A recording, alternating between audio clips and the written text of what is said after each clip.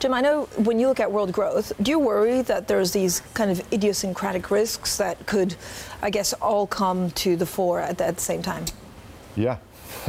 And it comes against the background where if I glance at the 5 or 6 indicators that I always believed in as signaling momentum. Which are? We are definitely slowing a bit. Okay, so what are the indicators?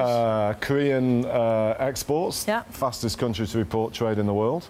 German IFO, stabilised last month, but it's come down a bit. US PMI is an exception, which has been pretty strong.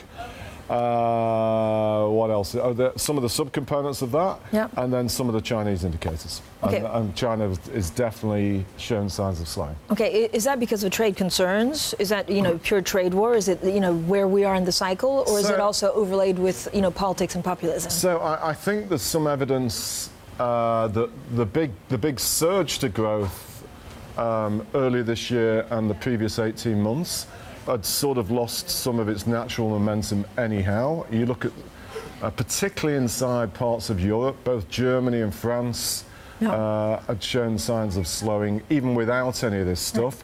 And China has been deliberately, of course, trying to slow down excessive credit growth.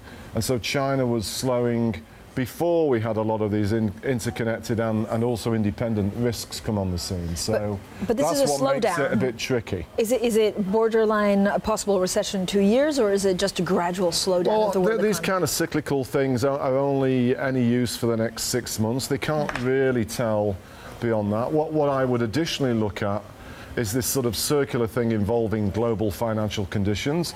So, and of course the markets are so quite rightly sensitive to it. So if you have an ongoing surge in bond yields everywhere, particularly in the US, and that relates and causes to a decline in equity markets, which we clearly had last week, that in itself has its own consequences to add on top of that. So you can see some of the potential warning signs that, here we go.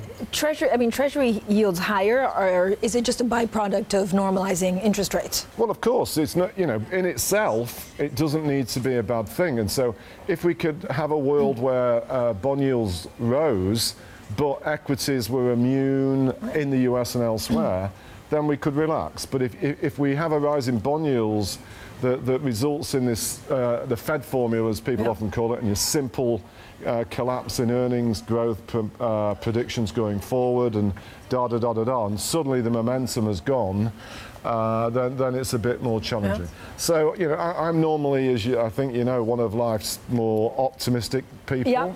But I've learned to not ignore things that you have to be objective about. So there are definitely some things that make me a little bit more cautious, which for the past 3 years we're flashing, life looks hunky-dory.